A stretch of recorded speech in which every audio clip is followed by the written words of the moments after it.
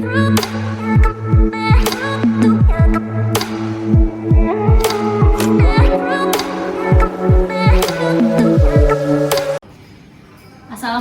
warahmatullahi wabarakatuh. Selamat pagi semuanya. Kali ini kita akan praktikum kimia analisis dengan judul penentuan panjang gelombang maksimum menggunakan spektrofotometer UV-Vis. Baik, sebelumnya saya akan memperkenalkan dulu bagian-bagian dari instrumen spektrofotometer UV-Vis. Di sini kita menggunakan merek Genesis 10S untuk UV-Vis ya, dari Thermo Scientific. Jadi tombol on off-nya ada di bagian belakang untuk menyalakan alat. Setelah kita hubungkan kepada stop kontak, di sini ada tombol on off. Kita tekan tombol on off, kemudian alat akan menyala. Idealnya instrumentasi seperti ini dinyalakan 30 menit sebelum akan digunakan. Setelah dinyalakan, maka di bagian layar akan muncul beberapa pilihan tes. Ada penentuan kurva standar, rasio absorbansi, scanning, kinetics, dan lain sebagainya. Untuk penentuan panjang gelombang maksimum nanti kita akan menggunakan scanning.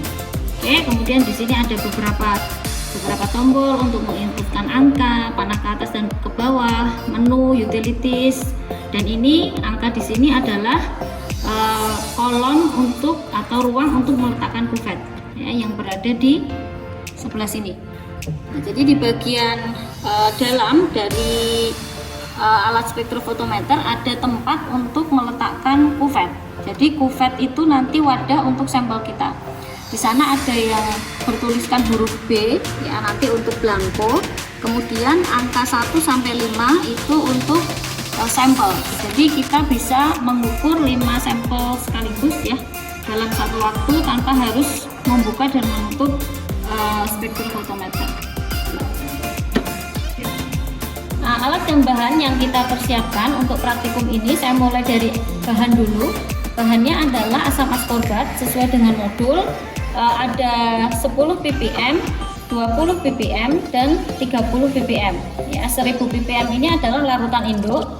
Yang dari larutan induk ini kita encerkan menjadi 10, 20, dan 30 ppm yang akan kita gunakan untuk mengetahui panjang gelombang maksimum. Kemudian di sini ada aquades nanti sebagai blanko dan untuk membilas.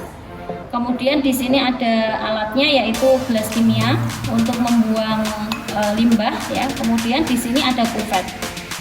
Nah, ini akan saya perkenalkan yaitu penggunaan kuvet.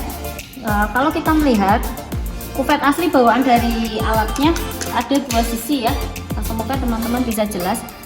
Ada sisi yang agak buram ya, di sebelah sini dan sebelah sini itu agak buram, dan ada sisi yang bening yaitu di sebelah sini dan di sebelah sini ya, jadi ada dua sisi yang berbeda. Nah, ketika kita menggunakan kuvet, maka yang kita pegang adalah sisi yang buram ya teman-teman. Jangan sekali-kali memegang atau sidik jari kita ada di bagian yang bening, karena ini nanti akan mempengaruhi proses absorpsi dari sinar UV atau visible. Sehingga ketika kita ingin memegang kuvet, kita bisa memegangnya seperti ini ya, atau seperti ini ya, ketika kita ingin membersihkan yang bagian beningnya. Oke, seperti ini. Dan nanti kita akan mengisi kuvet ini kurang lebih hanya 3/4 bagian dari kuvet saja. Nah, untuk pengukuran panjang gelombang maksimum ya, yang kita pilih adalah scanning ya teman-teman. Ini scanning, kemudian kita enter. Di bawah sini ada tombol enter, kita enter. Nah, maka di sini akan ada beberapa menu yang harus kita isikan. Untuk memberi nama, kita bisa klik test name. Kemudian di sini ada berbagai huruf ya, karena di sini masih manual. Untuk memberi namanya, kita bisa arahkan, misalkan namanya vitamin C.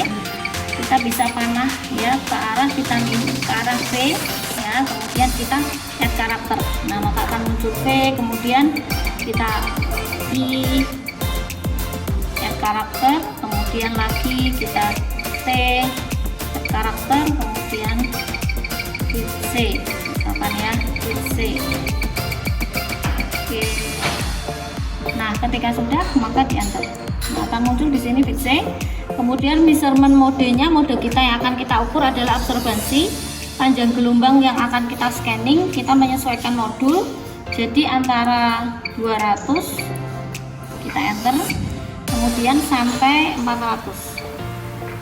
Oke, kita enter. Nah, kemudian sampel positioner ini kaitannya dengan nomor yang ada di sini ya. Kita ingin meletakkan sampel kita pada posisi nomor berapa ya. Kita bisa pilih di sini. Ada auto, ada manual ya. Kita pilih yang manual saja. Oke, kemudian di sini scan speed, kemudian interval dan sebagainya. Oke. Nah, selanjutnya kita run test.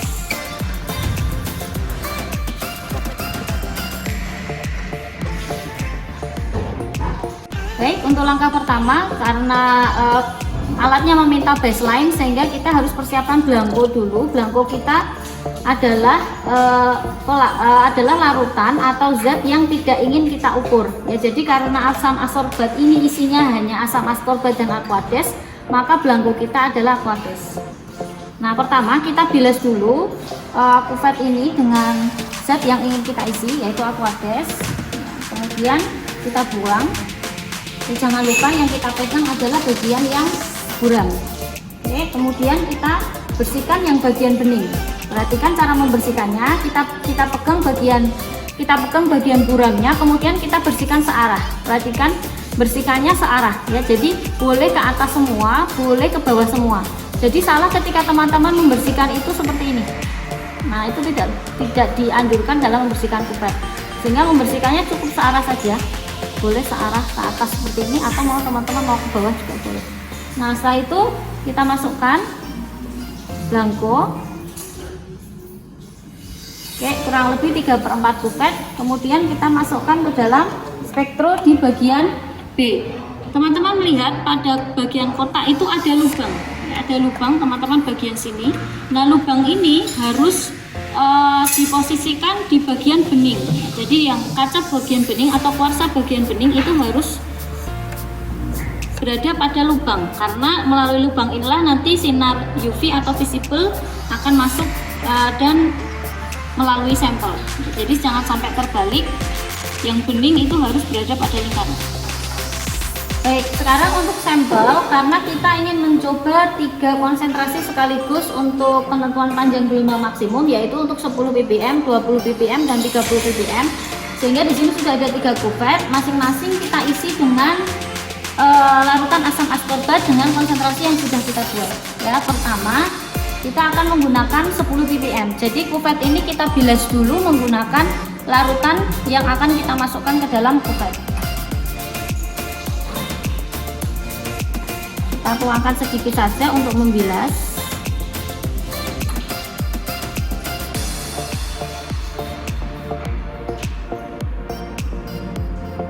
Oke, kemudian kita bersihkan kuvetnya, jangan sampai basah dan jangan sampai kotor. Kita bersihkan kuvetnya, kemudian kita masukkan sampel yang 10 ppm.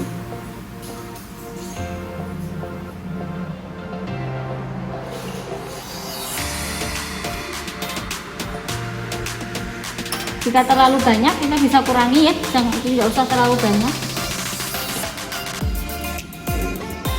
Nah, kira-kira seperti ini. Lalu kita masukkan ke dalam spektrum. Nah, di sini saya meletakkan di nomor 1. Ingat, cara meletakkannya jangan lupa di bagian bening harus berada di lingkaran. Nah, selanjutnya kita lakukan hal yang sama untuk sampel 20 ppm dan 30 ppm kita masukkan ke dalam spektrum. Baik, setelah semua sampel sudah masuk ya, kita sudah masukkan ke dalamnya. Jadi di sini ada belangko aquades saja, kemudian di tempat 1 itu ada asam askorbat 10 ppm, di kuvet 2 ada 20 ppm, dan di kuvet 3 ada 30 ppm. Kita masukkan sekaligus ke dalam spektrometer UV. Nah, selanjutnya kita akan melakukan baseline atau kita akan melakukan proses pembelangkoan supaya alat spektrofotometer hanya mengukur absorbansi dari asam askorbat, sedangkan aquadesnya tidak ikut dihitung. Ya, kita langsung memencet flag baseline.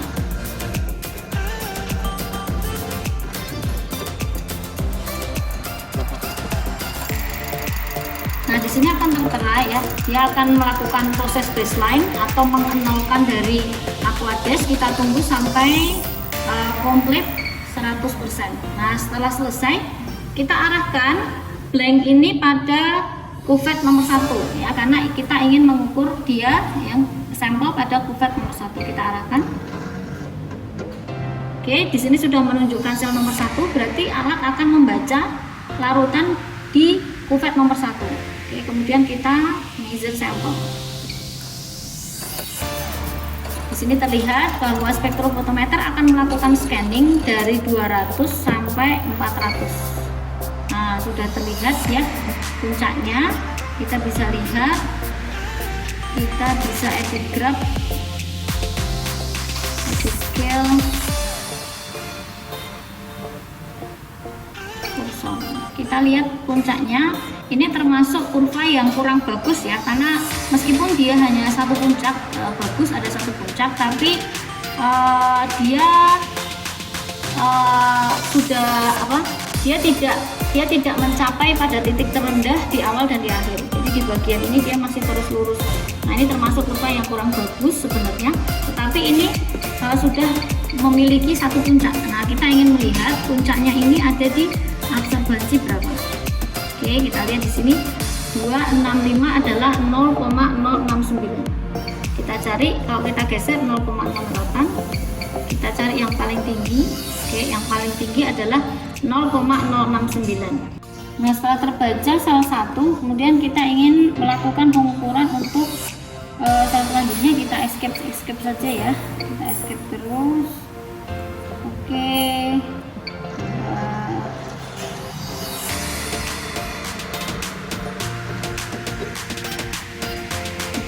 kita collect baseline kali lagi.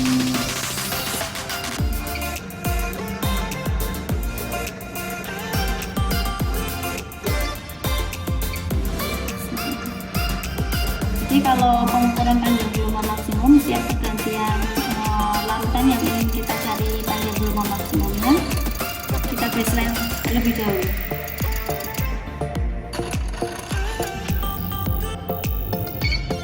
Oke, kemudian kita ganti ke sel 2 ya, ke sel 2 ada di sini, sehingga dia berganti ke sel 2. Kemudian kita klik measure sample.